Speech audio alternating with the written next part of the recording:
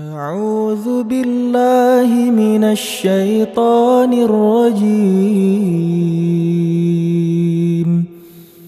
بسم الله الرحمن الرحيم.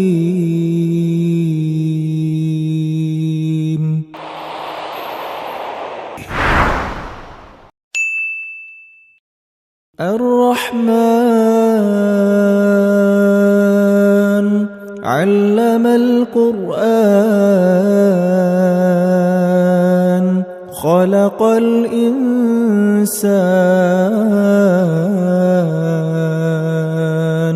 علمه البيان.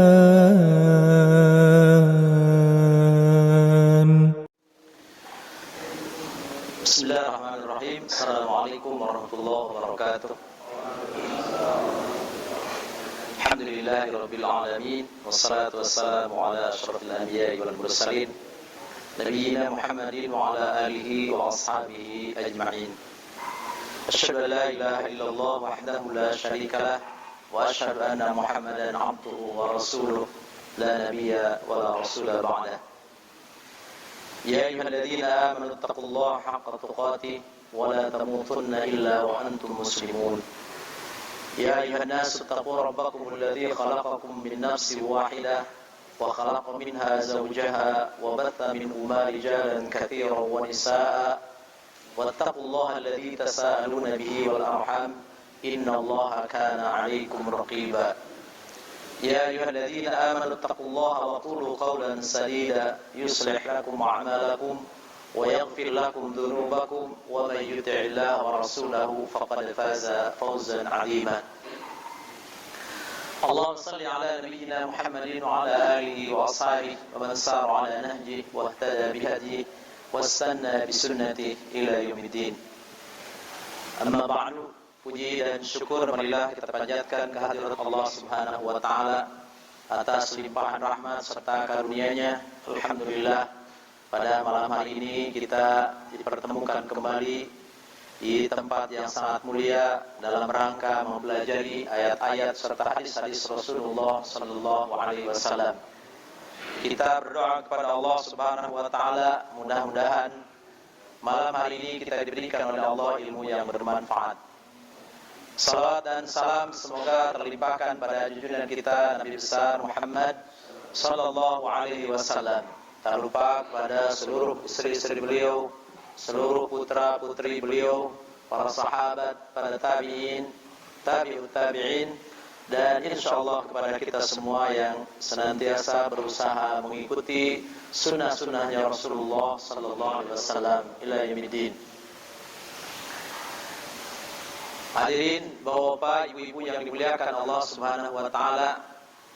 Alhamdulillah, dengan izin Allah Subhanahu wa taala malam hari ini kita semua bisa berkumpul kembali di tempat ini, dan alhamdulillah pula kita masih dalam keadaan sehat walafiat, dan mudah-mudahan kita senantiasa berdoa kepada Allah Subhanahu wa taala kita semua senantiasa ditetapkan dalam keadaan sehat walafiat dan berada di dalam sunnah-sunnah Rasulullah sallallahu alaihi wasallam.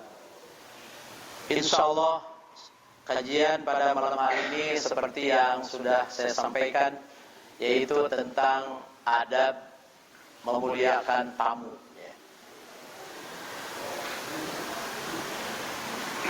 Kaum muslimin, tamu atau kita bertamu, mungkin menerima tamu itu adalah sesuatu yang biasa, dan ini merupakan sebuah keniscayaan. Kenapa? Karena kita adalah makhluk sosial. Kita makhluk yang lemah, yang tidak bisa memenuhi kebutuhan hidup sendiri. Berbeda dengan makhluk Allah yang lain. Ayam baru keluar saja berapa hari, dia sudah bisa survival, enggak. Memenuhi kebutuhannya sendiri bisa jalan. Adapun manusia tidak bisa. Manusia mesti ada keterikatan dengan yang lainnya. Karena kebutuhan kita, sekali lagi kita tidak bisa memenuhi kebutuhan kita sendiri. Makanya mungkin saja dalam satu saat kita bertamu ke tempat orang karena kebutuhan kita, atau mungkin juga kita menerima tamu karena orang butuh kepada kita. Jadi ini sebuah keniscayaan. Untuk itu dalam syariat kita ini diatur oleh syariat. Allah Subhanahu wa taala tidak membiarkan manusia mengatur dirinya sendiri, tidak. Tapi Allah atur, syariat mengatur. Allah dan Rasulnya memberikan tata cara, kaifiat bagaimana ketika seseorang bertamu atau dia menerima tamu.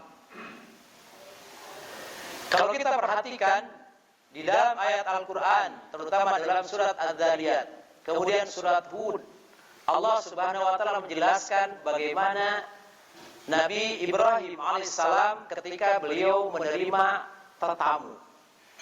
Ya. Bisa disebutkan a'udzubillahi minasyaitonir rajim, wadhkur 'an dhaifi Ibrahim al-mukramin. Wadhkur 'an dhaifi Ibrahim al-mukramin iddakhalu 'alaihi faqalu salama. Qala salamun qaumun munkarun. Faragha ila ahlihi faja'a bi'ijlin samin faqarrabahu ilaihim qala ala ta'kulun. Dari ayat ini saja kalau kita perhatikan di sini sudah ada adab bertamu.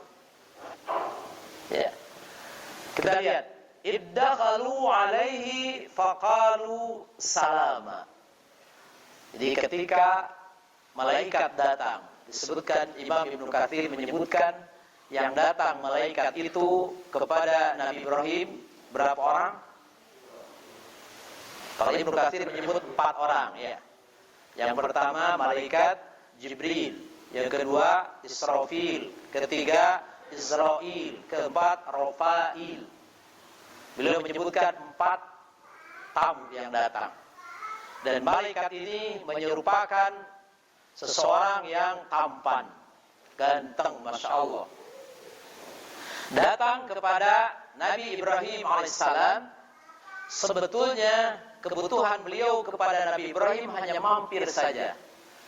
Dan kebutuhan yang utama adalah beliau ingin datang kepada umatnya Nabi Lut untuk mengadab umat Nabi Lut alaihissalam. Jadi wadkur an dhaifi Ibrahim, ceritakan oleh kaum Muhammad tentang bagaimana tamunya Nabi Ibrahim alaihissalam. Coba lihat.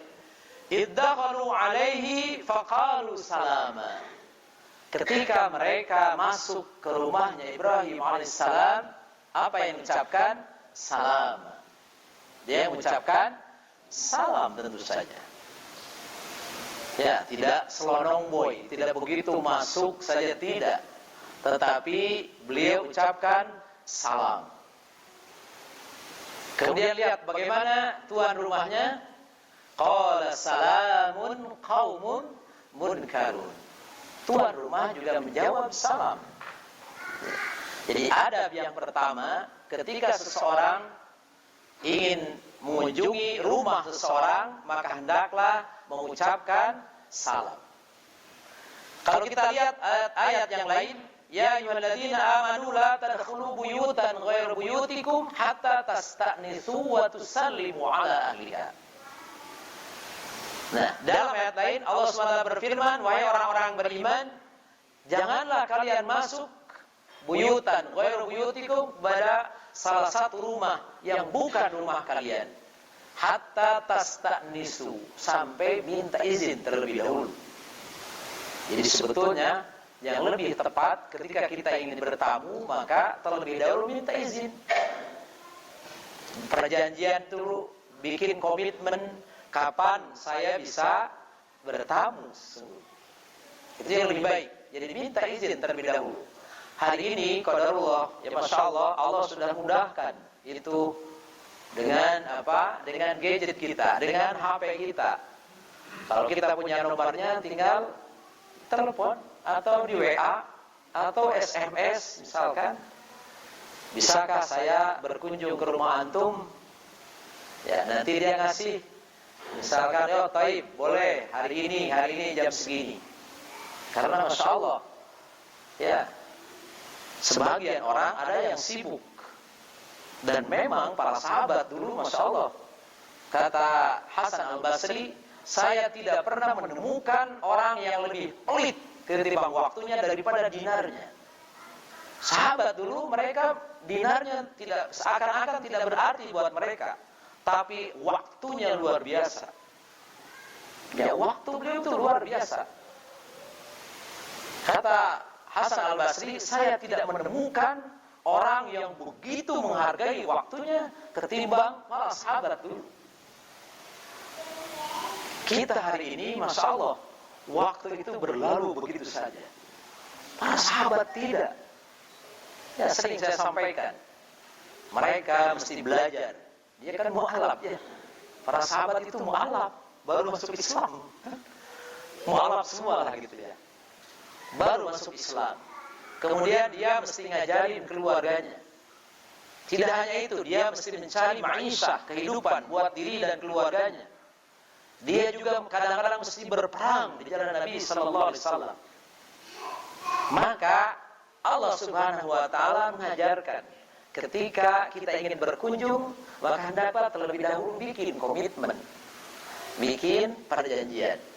Saya ingin datang ke rumah antum hari ini tanggal segini, jam segini, insyaallah. Kalau diizinkan, alhamdulillah. Kalau enggak, bikin janji yang lain. Sebab mungkin orang itu pada saat itu sibuk. Ya. Dan saya, Masya Allah, diceritakan oleh salah seorang guru saya, ketika dia ingin menyelesaikan disertasi beliau, maka dia bikin perjanjian dengan profesornya. Kemudian dia janjikan jam 7 pagi. Dia datang sebelum jam 7, tidak dibukakan pintunya. Tidak dibuka pintu itu. Dia tahu mungkin kalau dia sudah datang, tetapi Masya Allah tidak dibukakan. Jam 7 masuk, silahkan. Karena janjinya jam berapa? Jam 7. Apalagi para sahabat, begitulah mereka menghargai waktu. Nah, makanya ketika kita ingin berkunjung, yang pertama, antastanisu wa tusallimu ala ahliha. Kemudian baru salam. Assalamualaikum. Tentu saja salam yang lebih baik. Wa idza huyyitum bi tahiyyatin fahayyu bi ahsani minha aw rudduha. Ketika kalian diberikan penghormatan, diberikan tahiyyah, fahayyu bi ahsani minha, maka jawab dengan yang lebih baik. Aw rudduha, atau kalau tidak yang lebih baik, seimbang, sama. Contoh, assalamualaikum, jawabannya waalaikumsalam. Assalamualaikum warahmatullahi wabarakatuh. Assalamualaikum warahmatullahi wabarakatuh. Aw rudduha. Jadi jangan gini, assalamualaikum warahmatullahi wabarakatuh, waalaikumsalam, atau waalaikumsalam WB. Harus kita jawab dengan bi ahsan minha aw rudduha, yang lebih baik atau paling tidak sama dengan apa yang diucapkan. Ini adab yang pertama. Kemudian apa yang dilakukan oleh Nabi Ibrahim ketika tamu itu datang? Faqalu salam. Nabi Ibrahim juga mengucapkan salam. Faragha ila ahlihi faja'a bi'ijlin samin. Maka dia diam-diam. Faragha itu diam-diam, dia pergi ke belakang. Faja'a bi'ijlin samin, tiba-tiba datang dengan membawa daging sapi yang masih muda. Kalau saya perhatikan di dalam tafsir itu sama dengan masywi ya. Kalau masywi itu dibakar, kalau di Arab itu digulung gitu ya, masywi itu. Kalau yang sudah pernah ke Arab, ayam dipanggang banyak, disatukan, digiling, itu masywi itu. Dan tidak banyak yang terbuang. Nah, sebentar, tidak lama ya. Jadi nggak usah nunggu ngobrol dulu lama, baru ditanya mau minum apa, makan apa, nggak mesti. Raghilah, diam-diam saja ke belakang. Faja'a bi'ijlin samin. Kemudian tiba-tiba disuguhkan apa? Makanan yang terbaik. yaitu daging sapi yang masih muda kemudian dibakar. Itu luar biasa. Coba lihat. Karena di dalam surat Hud Allah berfirman, "Walaqad ja'at rusul rabbina bil busra." Walaqad ja'at rusul rabbina, walaqad ja'at. Lihat. Walaqad ja'at rusuluna Ibrahim bil busra. Qalu salama. Qala salamun fama labisa an ja'a bi'ijlin hanid. Ya. Lihat dalam surat Hud ayat 69. Walaqad ja'at rusul rabbina, sungguh telah datang utusan Tuhan kami. Maksudnya para malaikat itu. Kepada siapa? Kepada Nabi Ibrahim. Yang pertama, kedatangannya bil busra, untuk memberikan kabar gembira bahwa beliau akan diberikan seorang anak. Ya, yaitu siapa itu? Yaitu bukan Ishaq, Nabi Ishaq alaihissalam.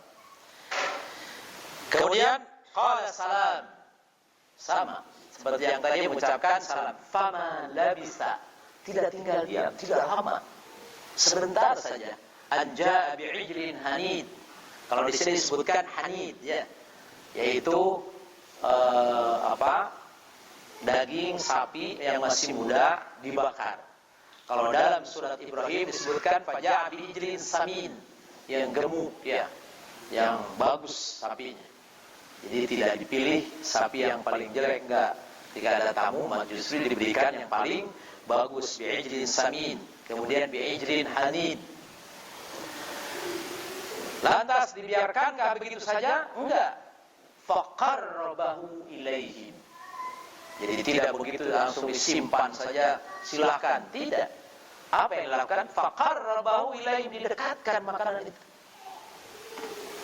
Nah, kalau kita biasa dalam budaya kita, misalkan, ya kita buka, ya, kalau toples itu dibuka. Nah, itu sunnahnya faqarrabahu ilaihim, didekatkan kepada tamu tersebut. Jadi tidak berjauhan, tamunya di sana, kursinya di meja aja, geser aja, mejanya digeser, didekatkan. Itu sunnah.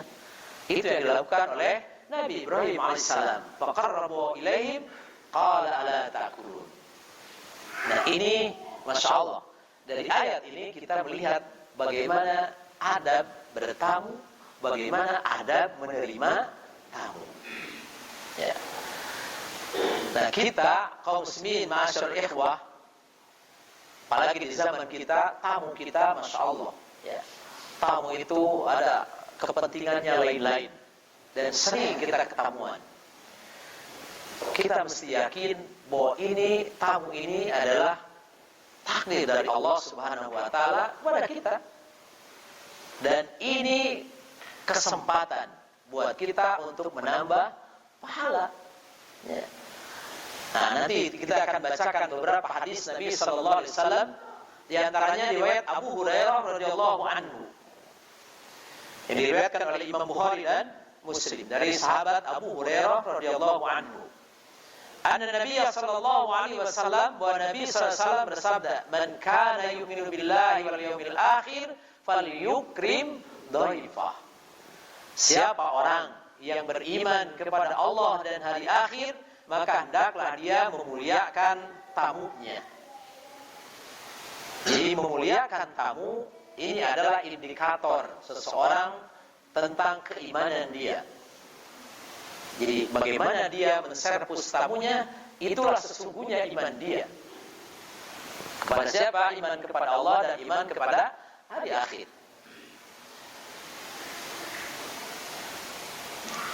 Kemudian wadzalika annalladzi yukrimu dhaifahu yusibuhu Allah taala yaumal qiyamah. Dan orang yang melakukan ikram, memuliakan tamunya, insyaallah Allah Subhanahu wa taala akan memberikan pahala kepadanya pada hari kiamat. Ya. Dia akan jelas diberikan oleh Allah Subhanahu wa taala pahala seberapa besar dia memuliakan tamunya. Makanya lihat Nabi Ibrahim alaihissalam, ketika ada tamu, tanpa basa-basi ke belakang langsung memberikan sajian yang luar biasa. Nah, apakah semua mesti begitu? Ya, kalau memang kita punya, kita ada, maka berikan yang terbaik buat tamu kita. Kalau tidak ada, maka tentu dengan apa adanya, sekemampuan kita, ya. Tidak mesti kita merepotkan. Ada dalam hadis Nabi SAW yang lain dalam riwayat Muslim, la yahillu li muslimin ay yuqima 'inda akhihi hatta yu'thimahu. Kata Nabi SAW, tidak halal bagi seorang muslim untuk tinggal di rumah saudaranya tetapi membikin saudaranya itu berdosa, merepotkan, ya, nggak boleh. Jadi kita mesti tahu ketika kita bertamu, maka kita mesti paham tuh, jangan sampai tuan rumah ini kerepotan dengan kedatangan kita. Maka kita lihat situasinya. Ketika kita bertamu, lihat secara psikologi, kita melihat orangnya, apakah orang ini repot dengan kedatangan kita atau tidak. Maka tidak halal bagi seorang muslim ketika kedatangannya itu merepotkan tetangganya. Apa? Misalkan yuqimu 'indahu wa la syai'un lahu yuqrihi bihi. Jadi dia tidak punya apa-apa sesungguhnya, kemudian datang tamu, maka akan berat buat dia, ya, akan berat. Maka ketika demikian, maka hendaklah ketika kita menjadi orang yang tertamu ketemu orang lain, kita lihat kondisi tuan rumah kita, apakah memang dia senang dengan kedatangan kita atau tidak. Nah, jangan sampai kedatangan kita itu membuat tuan rumah jadi berdosa. Contoh misalkan bertamu lebih, ada kadang-kadang sehari atau 2 hari, ada yang seminggu terus bertamu, ya, tinggal terus. Padahal tuan rumah itu sebetulnya udah kerepotan, udah nggak suka, tapi kitanya nggak ngerti-ngerti. Nah, misal ada seorang itu seperti itu, maka ini hendaklah diperhatikan oleh kita. Jangan sampai tuan rumah itu menjadi kerepotan, apalagi melakukan dosa.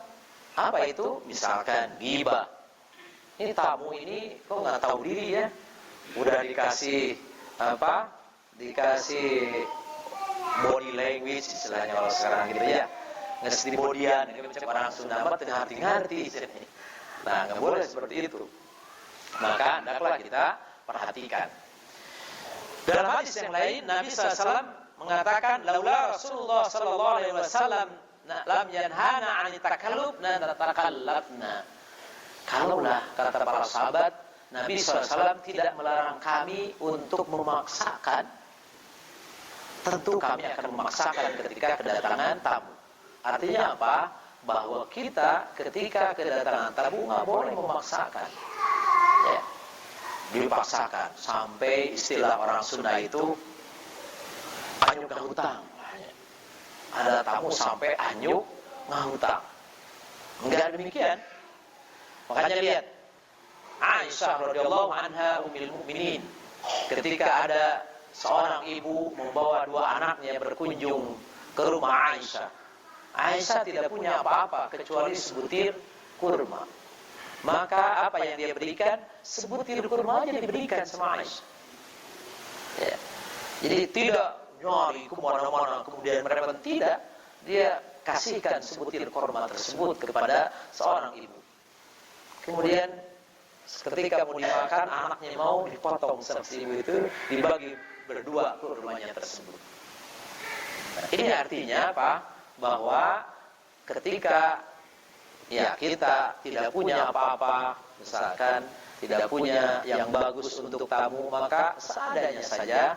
Yang jelas ketika kita memberikan, maka berikanlah dengan ikhlas, ya, ikhlas, dengan jangan di situ ada misalkan ria atau kita ingin dipuji mentang-mentang satu saat kita dalam kondisi yang masya Allah lagi segala ada, tiba-tiba ada tamu suka diberikan masya Allah.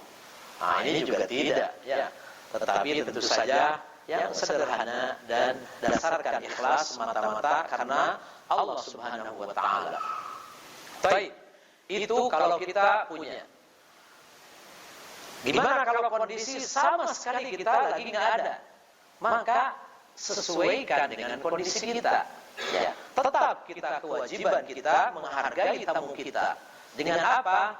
misalkan dengan ucapan, ya, dengan ucapan kita, tutur kata kita yang lembut, yang baik, ya, yang tidak menyinggung perasaan, artinya yang nyaman saja. Nah, itu yang pertama. Kemudian yang kedua, tidak juga kita atau berikan kepada tamu kita sikap yang baik. Selain ucapan, maka sikapi tamu itu dengan cara yang baik. Nah, tentu di masyarakat kita sudah biasa lah ya. Jadi timiti naon tah jebres istilah orang Sunda ya. Nah, itu gejolak-gejolik nutupkeun pantau keras gitu. Tidak ya. Dan yakinkan kaum muslimin ini yang lebih penting. Ketika kita menghormati, memuliakan tamu kita, yakinkan bahwa itu bukan semata-mata kita menghargai tamu kita. Bukan semata-mata kita memuliakan tamu kita, tapi semata-mata memuliakan karena Allah Subhanahu wa Ta'ala. Dan begitu pun dalam perkara yang lain. Contoh misalkan kita menghormati istri kita, kita menghargai istri kita bukan semata-mata karena istri kita baik saja, tidak, tetapi kita memuliakan istri, menghargai istri semata-mata karena perintah Allah Subhanahu wa Ta'ala. Nah, kalau sudah demikian, maka kita insya Allah akan nyaman, senang, ya. Siapapun yang datang ke rumah kita, maka kita insya Allah kita akan kita akan berusaha menghargai karena itu adalah perintah Allah dan perintah Rasulullah Sallallahu Alaihi Wasallam. Nah, adapun misalkan sampai kapan itu bertamu. Nah, di sini disebutkan dalam hadis Abi Shuraih Khuwailid bin Amr al-Huza'i radhiyallahu anhu, sami'tu Rasulullah sallallahu alaihi wasallam yaqul.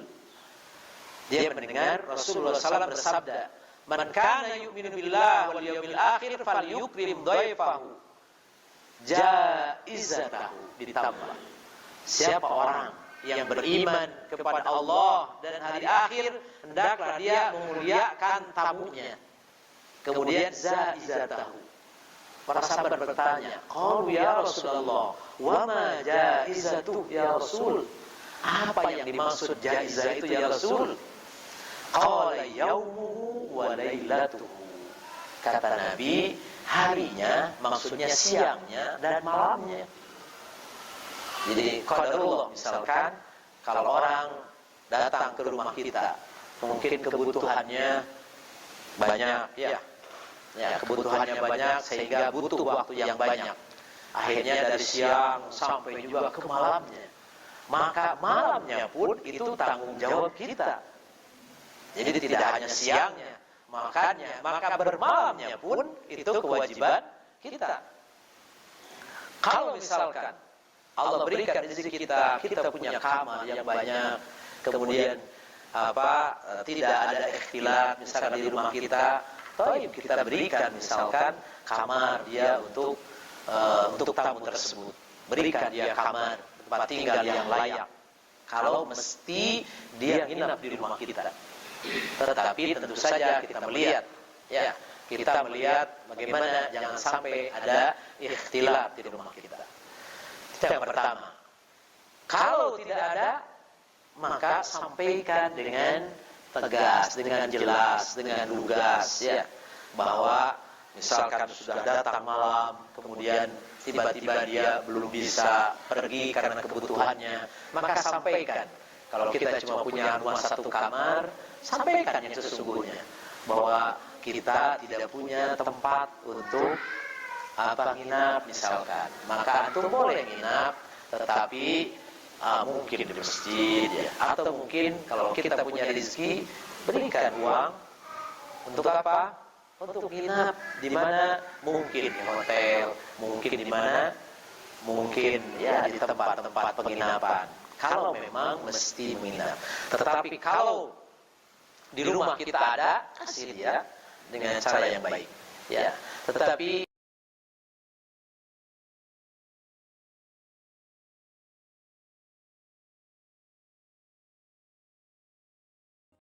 Mau beli rumah tanpa riba? Hubungi kami sekarang juga, developer Pondok Raja Syariah.